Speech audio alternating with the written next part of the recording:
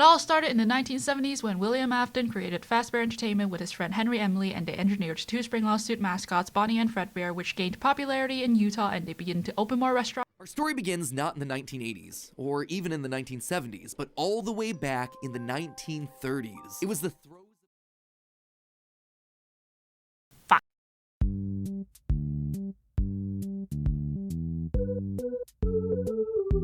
Welcome to another episode of We Think Too Much, a series where we talk about a topic that we think too much about, possibly at 3 a.m. or at a lecture that is way too boring for us. In this edition, we are talking about the game series Five Nights at Freddy's, or more specifically, Five Nights at Freddy's Freddy Fazbear's Pizzeria Simulator. Ugh, such a lovely name, so catchy. Now, why am I talking about this game specifically? Well, it all started when I watched the YouTuber FNAF's video on the history of Five Nights at Freddy's. And that's before he started doing all the FNAF lore theories where I'm just lost half of the times and just goes along with him. Says a lot about my personality, but this isn't about me, okay? He mentions that after Scott Cawthon, the creator of the franchise, had gone dormant in creating more FNAF games, many were anticipating the next installment of the franchise, and where the lore will go with this series. It's been a good few months, so in order to push another game out for people to enjoy, and since it was around the time of the holidays, Scott posted these announcements on his Steam page. In game-related news, I refuse to let an entire year go by without a game release, so I'm putting together something fun for all of you for the holidays. I'm not sure if I'll release it on Steam or GameJolt yet, but I'll let you know. Hopefully, it won't take much longer to wrap it up.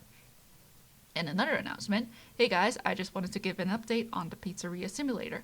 I think maybe I approached this wrong. This was originally intended to be a fun little game for the community. And even though I was already expecting lots of comments about the poor quality of the screenshots, I figured everyone kind of knew my style when it came to 4 fun types of games, so I figured it wouldn't be a big deal.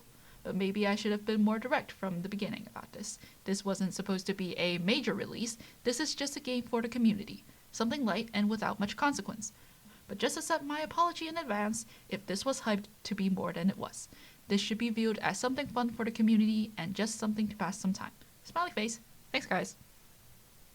After that, quickly, he followed up by the game Pizzeria Simulator published on Steam for free for people to enjoy. So, with these announcements, most, if not all, got into the game expecting to simply play a simulator game about running a pizzeria, getting some entertainment for a few hours at most, and be like William Afton and Henry Emily running their restaurant before William Afton decided to become a child murderer. Listen, I know how confusing everything is, and I would explain everything about the lore and how we even get here, but we will be here for 3 hours, and that is way out of the time limit for this project, so let me just put a quick summary up here. Anyways, what's so special about this game?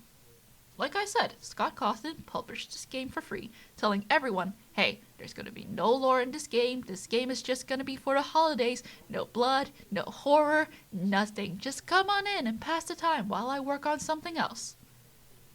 Except this happened.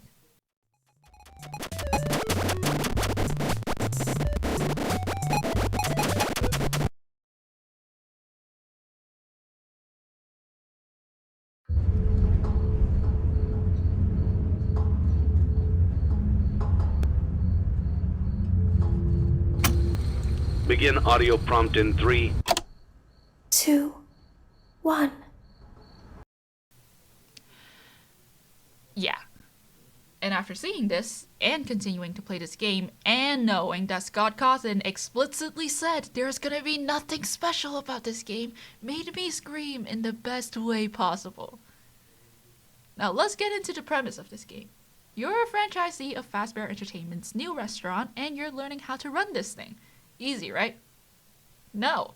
At the end of every shift, you have to gather animatronics that just appears outside of the restaurant for absolutely no reason at all.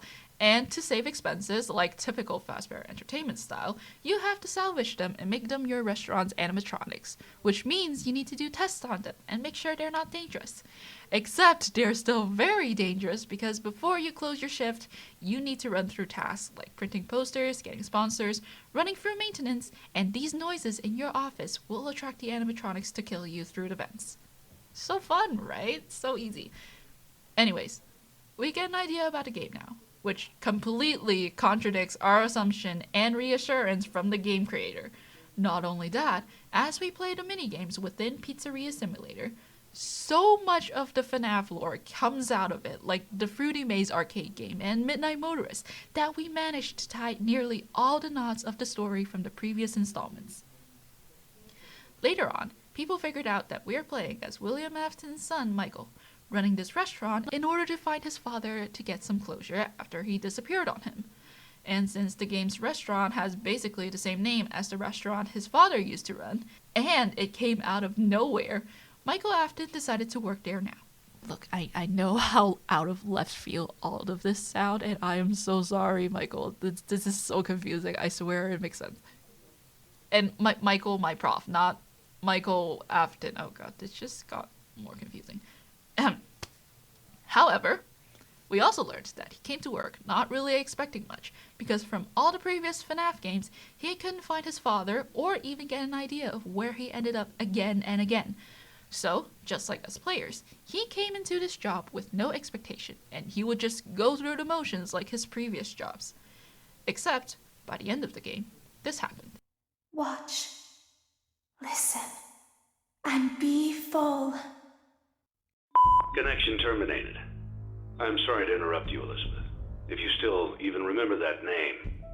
But I'm afraid you've been misinformed. You are not here to receive a gift, nor have you been called here by the individual you assume, although you have indeed been called. You have all been called here, into a labyrinth of sounds and smells, misdirection, and misfortune. Come on, you know I have to put that monologue somewhere in here. And this is the part where it gets me so fixated, because the way the story is told from beginning to end, or better yet, before the story even begins, sets up how we're gonna play this as Michael Afton. The general consensus when we just received this game is that we don't and shouldn't expect anything out of it. Just like Michael Afton, who entered this job expecting nothing will come out from his father. Maybe us as players expected a few hours of entertainment, just like Michael, who may be expected to stay for 5 nights on the job like his previous ones from Fazbear Entertainment, and maybe get some, father lore before he disappeared. Then get out with a minimum wage check. Fazbear Entertainment, the best franchise for animatronics, pizza, and dead children. So Michael Afton got lured into this restaurant with the premise of nothing is going to happen by who we later know as Henry Emily, William Afton's previous business partner, to get all the animatronics that William stuffed his victims' bodies into, and William, who is now Springtrap, because he died in a spring lawsuit and possessed this spring lawsuit and still does a lot of harm. Listen, it makes sense, okay, I swear. Where am I? Right. Michael got lured into this game, expecting nothing, mirroring the players coming into this game without expecting any lore or other objectives other than running a pizzeria. Only to find out the whole purpose is to lure our antagonist, William Afton, into this restaurant and to end this long and tumultuous story about a man losing his morality and receiving his consequences, as well as his son's story of seeking closure. But I think it's just kind of genius how Scott managed to lay all of this out for literally every single person in this game, not just the characters. Like, he managed to get the players involved and become like Michael, getting the same mentality as Michael, and get the full immersion of Michael Afton entering this job while we enter this game. And it's just such a good way to end this franchise and end this story on a high note.